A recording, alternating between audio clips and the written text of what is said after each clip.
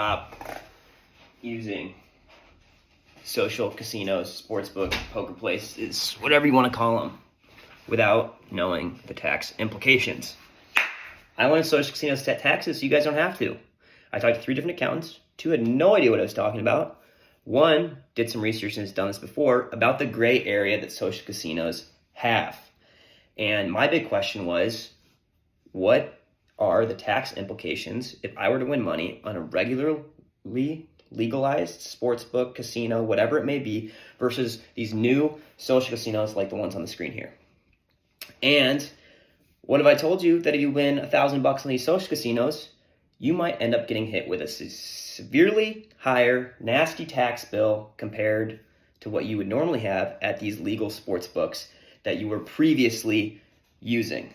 Let's get into it. I don't want to waste anyone's time. I'm going to try and be brief, straight to the point, but also get you all the information you need so you can go to your accountant and have them do everything correctly. Because a lot of the accountants, especially the ones I've talked to and have went and consulted, they haven't really understood the space.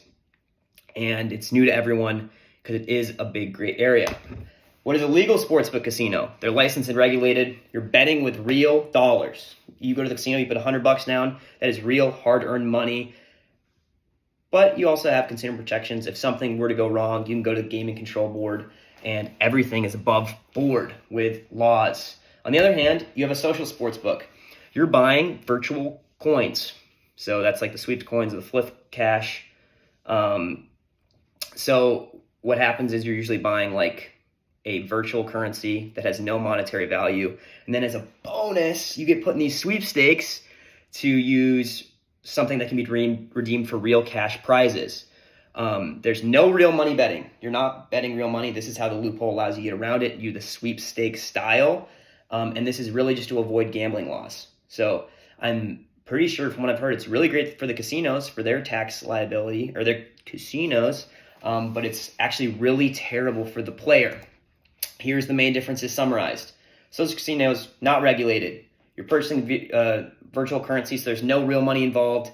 You're redeeming versus sweepstakes rules, and your tax report is on a 1099, which some people might know that if they're a contractor, but this is just reported as prize winnings or sweepstakes winnings. On the legal sports books, it is regulated. You're depositing real money. It's real money cash withdrawals, and you get a W-2G, which shows your winnings, and then you can go in and use it 1040 Section 8 to take away and withdraw money.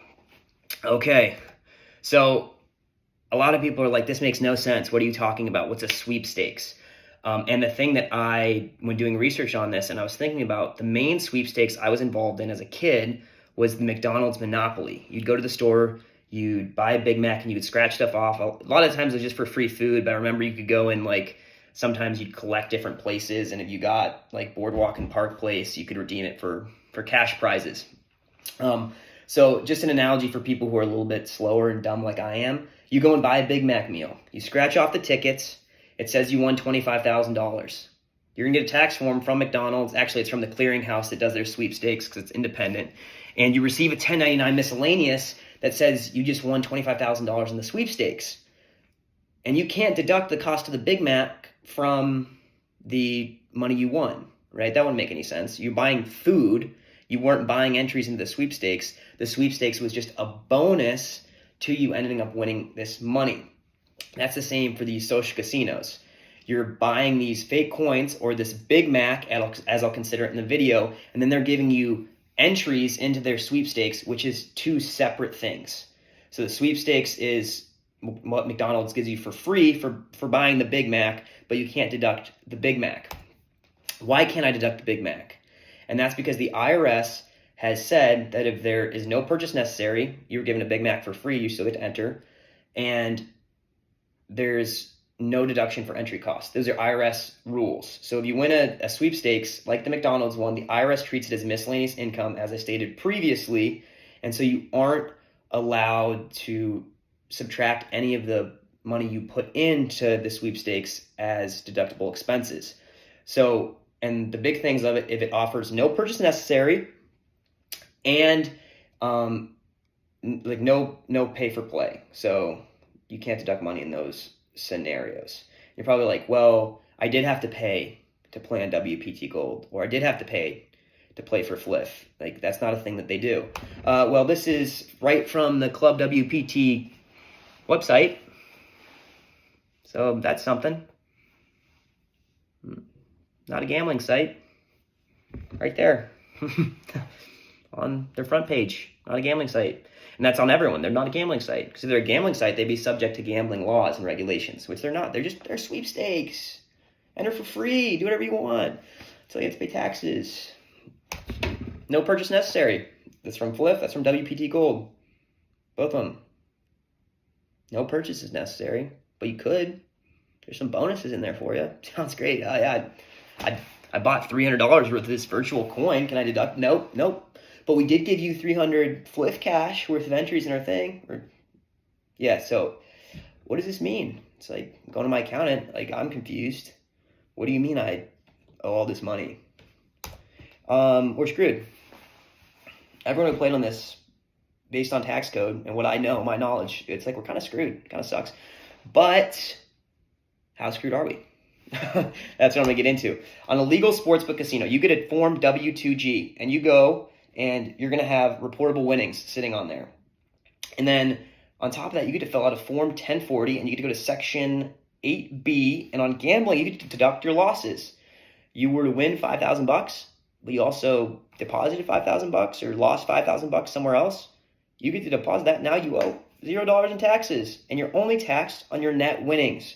The difference between how much you won versus how much you bet or lost or whatever you want to call it. Okay. On a social sportsbook casino, you receive a $10.99 miscellaneous for the full payout that they sent you. So if you withdraw $5,000, your other income on the $10.99 is going to say $5,000. There's no way to deduct it. $10,000, $10,000. There's no way to deduct. And why the losses don't count? Again, they clearly said they're not a gambling site, so you can't deduct gambling losses because it wasn't gambling losses. And it's no purchase necessary. This means that the full amount reported is seen as added income, which is whatever number you withdraw. $10, $20, $5,000, $100,000, $1 million. It's all the exact same. It's like, okay, this still doesn't make any sense to me. Yeah, it didn't make sense to me either until I saw an example. You deposit $3,000 on a legal sportsbook or a legal casino. And then on the other hand, you're depositing $3,000 on a social casino or sportsbook.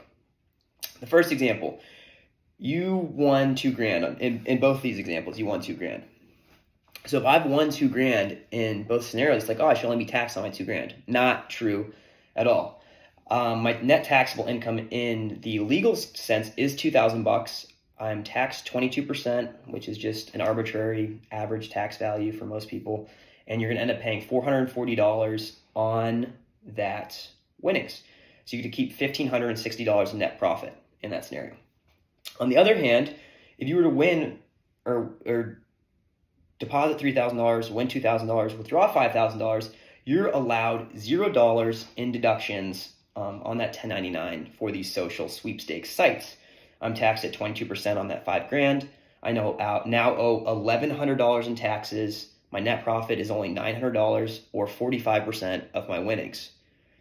And you're probably gonna say, well, I still won money. I'm good. I'm in the clear. What happens for most people who aren't winning sports bettors or poker players or blackjack players, whatever it may be, what happens to them?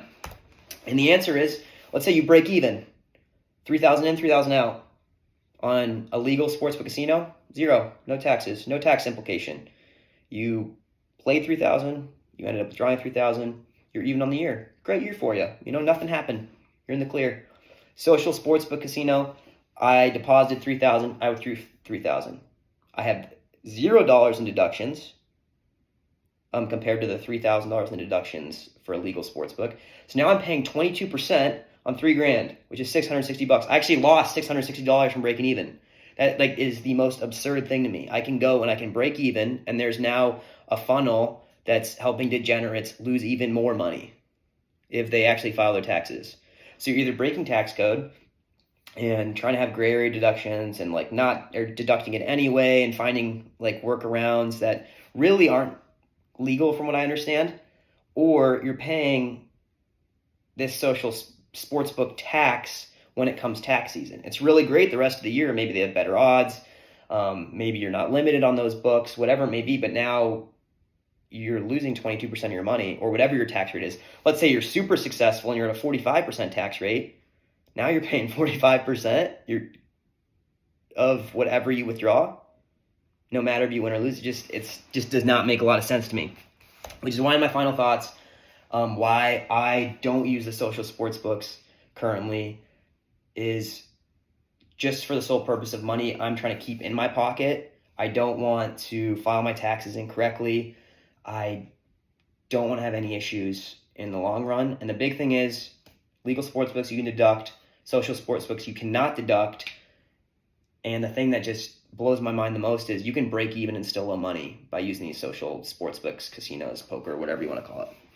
So my only advice is to keep records of your deposits and withdrawals, and really consider talking to a tax professional that will be able to help you file your taxes correctly. So if you do get audited, you don't have any issues in the long run.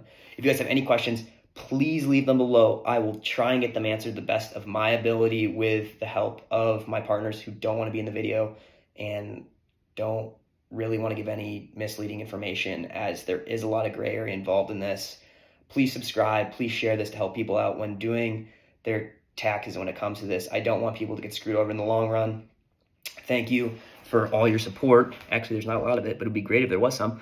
I took a lot of time on this. I'd really appreciate a like. I'm mumbling. I'm an idiot. Subscribe, whatever you can do to help increase my visibility. I'd love that. Thank you. Peace.